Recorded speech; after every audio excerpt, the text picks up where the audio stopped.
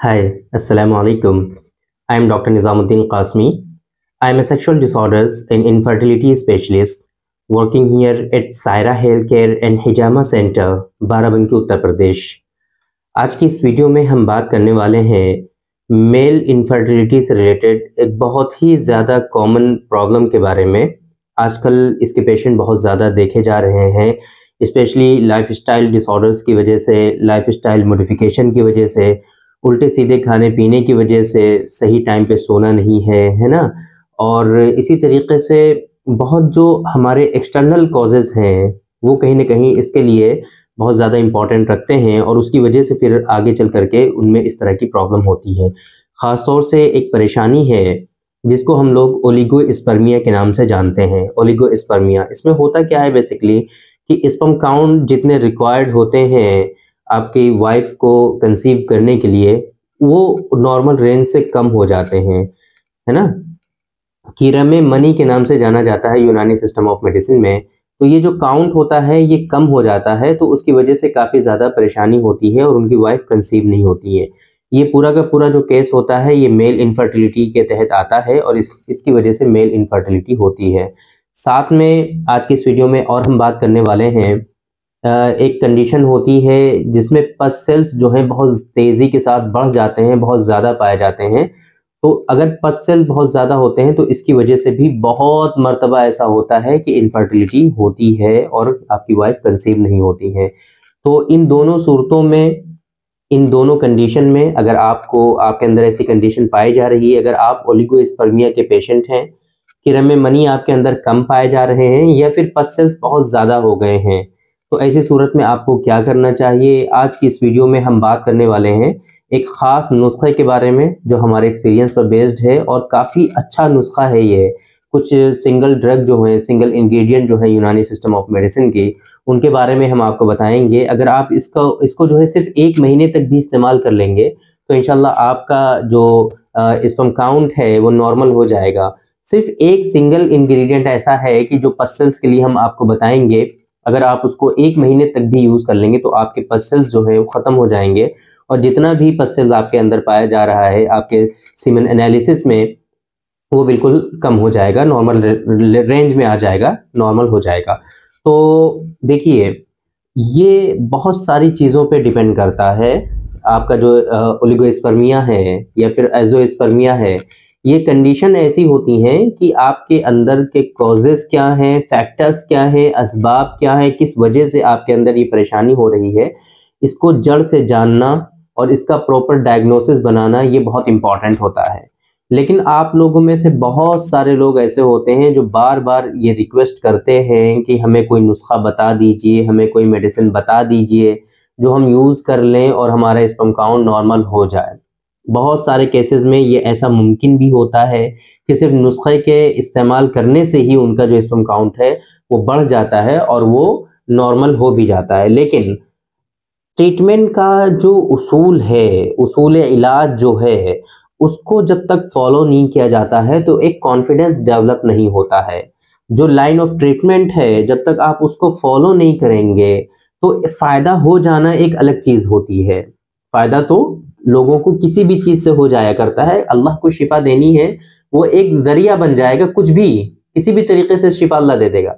लेकिन according to medical science, according to Unani system of medicine, जो एक रिसर्च पर चीज़ें होती हैं, उसका एक लाइन ऑफ ट्रीटमेंट बनाया जाता है, उसूल इलाज बनाया जाता है कि अगर इस तरह की कंडीशन है, इस तरह की डिज़ीज़ है, तो उसके लिए हम इन चीज़ों को फ़ॉलो करेंगे, ऐसी-ऐसी ग़िज़ाएँ देंगे, ऐसी-ऐसी दवाएँ देंगे और इस तरीके से दवाएँ देंगे, इतनी डोज़ेज़ में देंगे, पहले इसकी डायग्नोसिस हम इस तरीके से बनाएँगे। ये पूरा एक उसूल इलाज होता है, तो इसको फ़ॉलो करना बहुत ज़रूरी होता है। इसको फ़ॉलो करने के बाद फिर एक कॉन्फिडेंस जो है तबीब के अंदर और डॉक्टर के अंदर आता है कि हाँ, हमने प्रॉपर वे में इसको ट्रीट किया है, अब इंशाअल्लाह अल्लाह ने चाहा तो इसको शिफा मिलेगी। लेकिन ऐसा नहीं है कि नुस्खे-जात भी आपके जो होते हैं ये कोई बेकार होते हैं ऐसे ही, क्योंकि लाइन ऑफ ट्रीटमेंट तो बनता है, डायग्नोसिस तो बनती है, लेकिन इतना सब होने के बाद फिर ये नुस्खे ही तो दवाओं में जो हम इस्तेमाल करते हैं, ये नुस्खे ही इस्तेमाल करते हैं।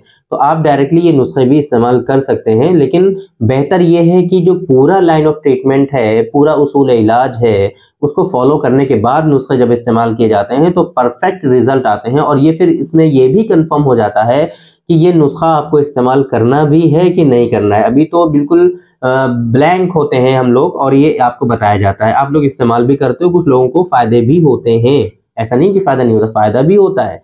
तो आज की इस वीडियो में हम बात करने वाले हैं एक बहुत ही अच्छे नुस्खे के बारे में। कुछ इंग्रेडिएंट हम आपको बताने वाले हैं कि अगर आपका स्पर्म काउंट जो है वो कम है, ओलिगोस्पर्मिया है आपको, या फिर पसल्स बहुत ज़्यादा पाए जा रहे हैं, तो पसल्स के लिए अभी हम बाद में बात करेंगे। पहले हम बात करते हैं ओलिगोस्पर्मिया के लिए, कि अगर ओलिगोस्पर्मिया है आपके अंदर, काफ़ी ज़्यादा आपने ट्रीटमेंट करा लिया है लेकिन कोई फ़ायदा नहीं हो रहा है, तो यूनानी सिस्टम ऑफ मेडिसिन के ये 4-5 इंग्रेडिएंट हम आपको बता रहे हैं जो बहुत ही इंपॉर्टेंट हैं। आप एक मरतबा इनका जो है बराबर मिकदार में हम वज़न इनको लेकर के एक इनका पाउडर बनाइए। क्या क्या लेना है आपको? तूदिया सुर्ख है ना, तूदिया सुर्ख आपको लेना है, मगज़ पंबा दाना लेना है, तालब मिस्री है, मूसली सफ़ेद है। इतने इंग्रेडिएंट जो हैं ये आपको हम वज़न लेने हैं, है ना।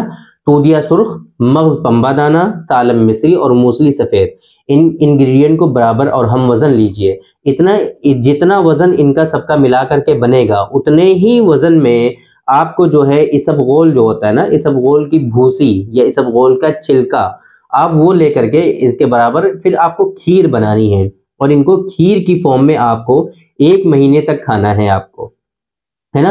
आप खीर जो है ज़्यादा मिकदार में खा सकते हैं, ऐसा कोई इशू नहीं है। तो इनको 1 महीने तक आपको खाना है। 1 महीने के बाद आपको सीमेन एनालिसिस रिपीट कराना है। इंशाल्लाह अल्लाह की दाद से उम्मीद है कि नुस्खा इतना अच्छा है कि आपके स्पर्म काउंट नॉर्मल हो जाएंगे। पसल्स की अगर हम बात करें कि जिन लोगों में पसल्स जो है बहुत ज़्यादा होते हैं, नॉर्मल लेवल से बहुत ज़्यादा हो जाते हैं, तो उसकी वजह से भी मेल इनफर्टिलिटी होती है। तो उसके लिए क्या करना है कि आपको कच्ची हल्दी लेनी है।